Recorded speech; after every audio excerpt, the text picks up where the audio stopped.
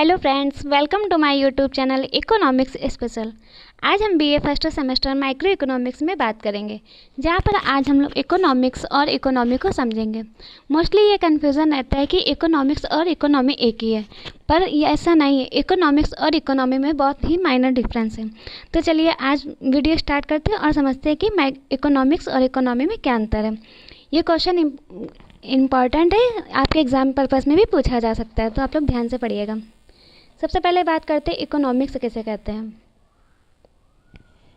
Economics से तात्पर्य है अर्थशास्त्र में इस बात का अध्ययन करते हैं कि कैसे सीमित संसाधन का वितरण असीमित इच्छाओं में किया जा सके। क्योंकि जो संसाधन होते हैं वो तो हमारे पास लिमिट होते हैं, परंतु हमारी इच्छाएं बहुत ही ज़्यादा होती हैं। जैसे हमारे पास रुपए उतने नहीं होते जितनी कि हमारी इच्छाएं होती हैं। तो संसाधनों का जो कुशलतम आवंटन है, मतलब अच्छे से कैसे संसाधनों को अपने कुशल रूप में आवंटन करें कि जिससे हमें पूर्णतः संतुष्टि प्राप्त हो। अर्थात जितने भी हमारे पास संसाधन हैं उनसे हम पहले ऐसे क्या वस्तुएं खरीदें या किस तरह से संसाधन का वितरण करें कि हमारी वस्तुएं, हमारी इच्छाएं भी पूरी हो जाए और संसाधन का पूर्णतः यूज़ भी हो जाए। तो देखेंगे अर्थशास्त्र क्या बात करता है।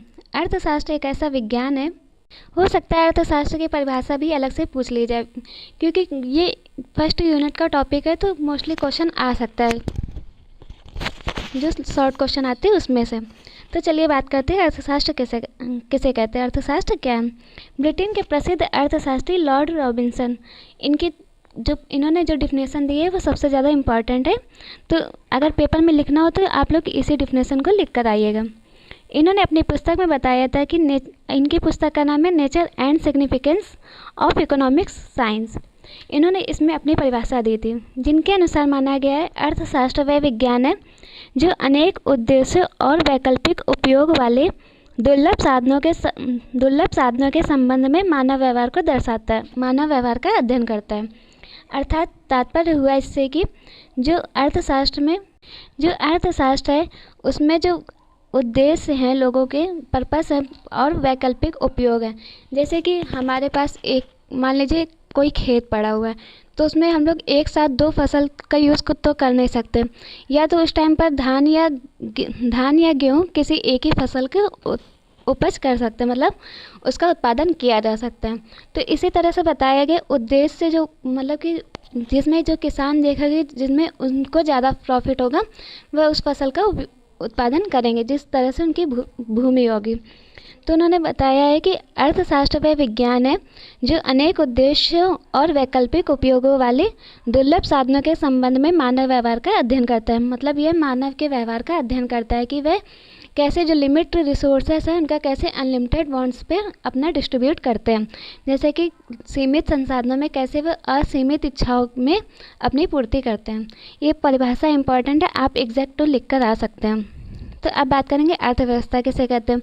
मोस्टली समझते हैं लोग कि अर्थशास्त्र और अर्थव्यवस्था एक ही है, परंतु ऐसा नहीं है। अगर अर्थशास्त्र को कह सकते हैं कि वह एक थ्योरेटिकल पार्ट है, और जो इकोनॉमी होता है या अर्थव्यवस्था वो एक प्रैक्टिकल वे है कि किस तरह से इकोनॉमिक्स का यूज़ किया जाता है।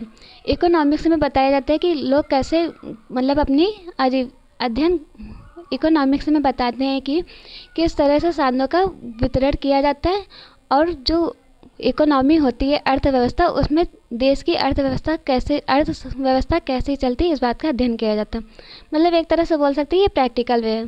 जैसे संविधान को एग्जाम्पल लेते हैं, जैसे संविधान लिखा गया तो वह जो संविधान लिखा गया परंतु तो उसका प्रैक्टिकल यूज़ तो हम लोग अपने आपस में देखते हैं। जैसे आर्टिकल जो यूज़ किए जाते हैं देश को, तो उसका जो व्यावहारिक रूप है वो कहलाता है एक तरह से इकोनॉमी। मतलब इकोनॉमिक्स का बिहेवियर पार्ट जो होता है वो इकोनॉमी कहलाता है। तब इससे समझेंगे कि इसमें क्या बताया गया अर्थव्यवस्था में। इकोनॉमी में किसी देश या समाज में किस तरह से आर्थिक क्रियाकलाप होते हैं। इसमें बताया गया है कि किसी देश में किस तरह से आर्थिक क्रियाकलाप होते हैं। देखिए आर्थिक बहुत इंपॉर्टेंट है क्योंकि अर्थव्यवस्था की बात कर रहे हैं। तो जिस तरह से आर्थिक क्रियाकलाप का अध्ययन करते हैं, जिस व्यवस्था में आर्थिक क्रियाकलाप का अध्ययन किया जाता है उसको अर्थव्यवस्था कहते हैं।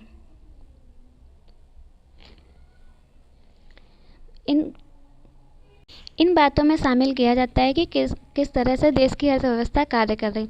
देखिए, अगर किसी भी बात मतलब कि जैसे देश में कंपैरिजन करते हैं तो ये बोला जाता है कि उस देश की इकोनॉमी इतनी वेल है।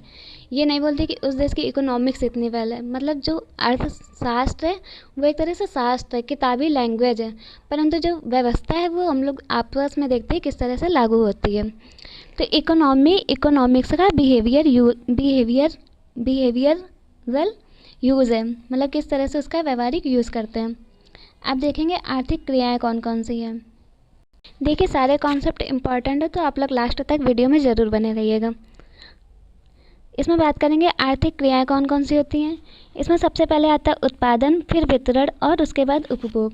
उत्पादन से तात्पर्य है कि देश में क्या क्या उत्पादन हो रहा है, और वितरण मतलब वो किस तरह से डिस्ट्रीब्यूट किया जा रहा है कि जनता तक आसानी से पहुंच भी सके, और मतलब उत्पादन में कौन सी सभी ग्रुप के लिए अलग अलग पर्पज़ से वस्तुएं का उत्पादन किया जाता है। उसके बाद आता है उपभोग। उपभोग से तात्पर्य है कि किस मतलब कि कौन से देश में किस उपभोग से कह सकते किस देश में किस वस्तु का अधिक से अधिक उपभोग किया जा रहा है। आर्थिक क्रियाकलाप आर्थिक अर्थव्यवस्था के तौर पर अब अर्थव्यवस्था के क्षेत्र समझेंगे। अर्थव्यवस्था के क्षेत्र भी अलग से पूछ सकते हैं। इसमें सबसे पहले बात करेंगे प्राथमिक क्षेत्र किसे कहते हैं। प्राथमिक क्षेत्र से तात्पर्य जैसे कृषि, खनन, मछली पालन, पशुपालन।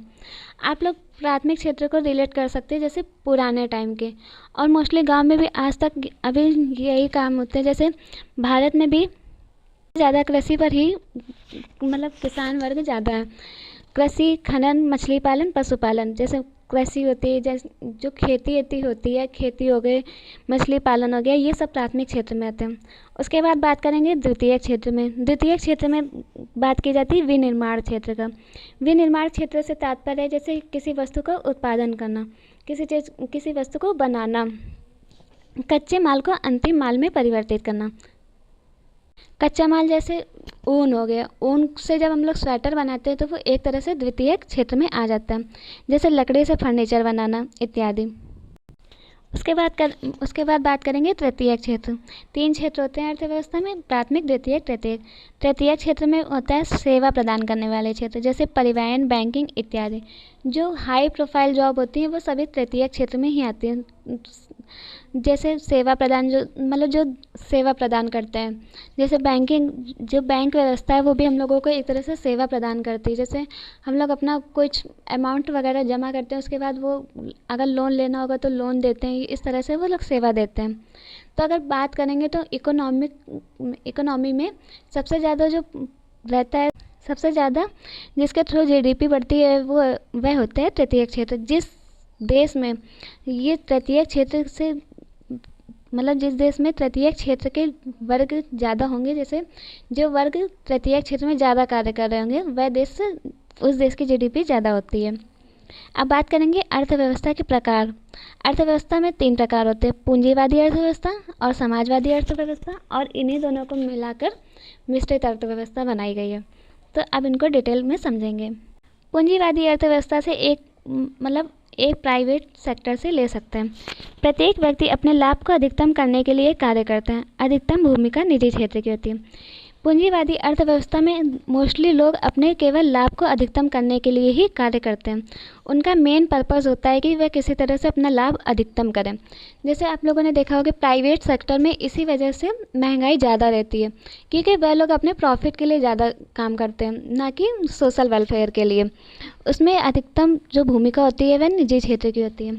देखिए, पूंजीवादी अर्थव्यवस्था से तात्पर्य ऐसा नहीं कि किसी देश की अगर पूंजीवादी अर्थव्यवस्था है तो उसमें समाजवादी अर्थव्यवस्था बिल्कुल नहीं होगी, क्योंकि एक गवर्नमेंट का रोल रहता ही रहता है।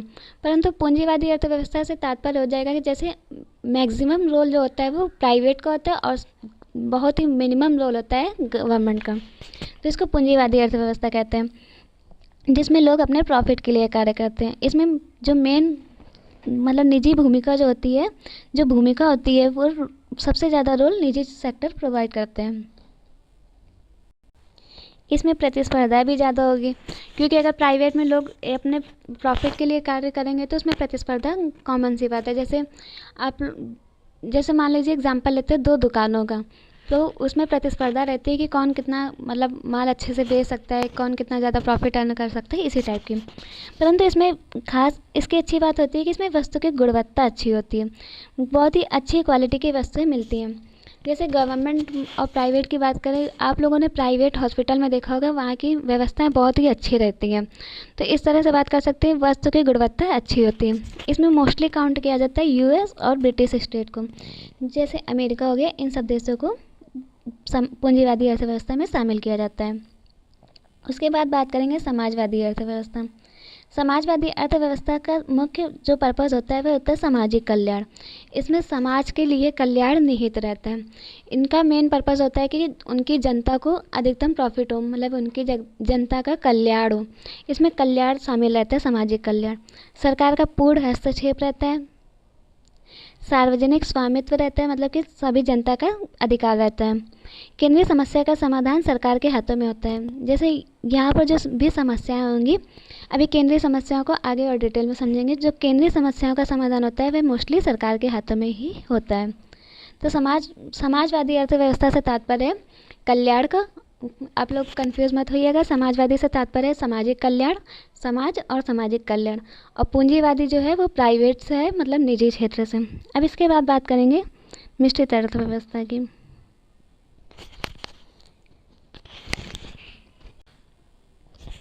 मिश्रित अर्थव्यवस्था जिसमें समाजवादी पूंजीवादी दोनों शामिल होते हैं।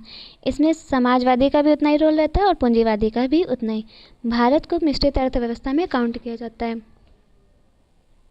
क्योंकि भारत में सरकार का भी काफ़ी मतलब भारत में जनता के कल्याण के लिए भी सरकार वर्क करती है, और अपना प्राइवेट निजी और प्राइवेट जैसे फैक्ट्री वगैरह भी काफ़ी है।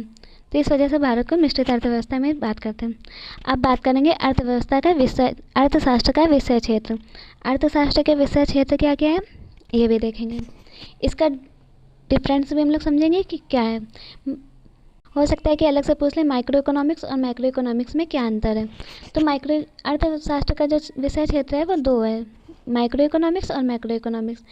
माइक्रो इकोनॉमिक्स से तात्पर्य है इसमें व्यक्तिगत व्यवहारों का अध्ययन किया जाता है। इसमें जो मोस्टली होता है वह केवल व्यक्तिगत मतलब इंडिविजुअली पर्सन पर ध्यान देते हैं। ऐसा नहीं है कि इसमें केवल समग्र व्यवहारों का अध्ययन नहीं किया जाता है, जैसे पूरे राज्य का अध्ययन नहीं करके केवल किसी एक फैक्ट्री के बारे में पता कर लिया, किसी एक पर्सन के बारे में, तो इस तरह से होता है। ये मतलब सूक्ष्म लेवल पर किया जाता है, बहुत ही छोटे लेवल पर। इसे कीमत का सिद्धांत भी कहते हैं, क्योंकि माइक्रो में ही कीमत का डिसीजन लिया जाता है, मतलब कीमत डिसाइड की जाती है। उसके बाद बात करेंगे मैक्रो इकोनॉमिक्स, समष्टि अर्थशास्त्र किसे कहते हैं। इसमें समग्र व्यवहारों का अध्ययन किया जाता है। समग्र व्यवहारों का अध्ययन से तात्पर्य इसमें एक देश की बात की जाती है, ना कि किसी इंडिविजुअल पर्सन पर। इसमें बात की जाती है कि समग्र व्यवहार जैसे आय, रोजगार और मतलब कि देश में क्या जीडीपी, जीएनपी, इन सब के बारे में बात मैक्रो इकोनॉमिक्स में की जाती है। तो इस तरह से माइक्रो में डिफरेंस है कि जैसे माइक्रो में छोटे स्तर पर वर्क किया जाता है और मैक्रो में बड़े स्तर पर। माइक्रो का देश से मतलब उतना लेन देन नहीं होता है जितना मैक्रो का होता है। माइक्रो में केवल व्यक्तिगत व्यवहार किया जाता है और इसमें समग्र व्यवहार। उसको माइक्रो में कीमत का सिद्धांत भी कहते हैं मैक्रो इकोनॉमिक्स को, और मैक्रो को आय एवं रोजगार का सिद्धांत कहते हैं। तो इस तरह से इस कंप्लीट वीडियो में हमने समझाया कि इकोनॉमिक्स और इकोनॉमी में क्या अंतर है। उम्मीद है कि आप लोगों को वीडियो पसंद आई होगी और डिफरेंस भी पूरी तरह से क्लियर हो गया होगा।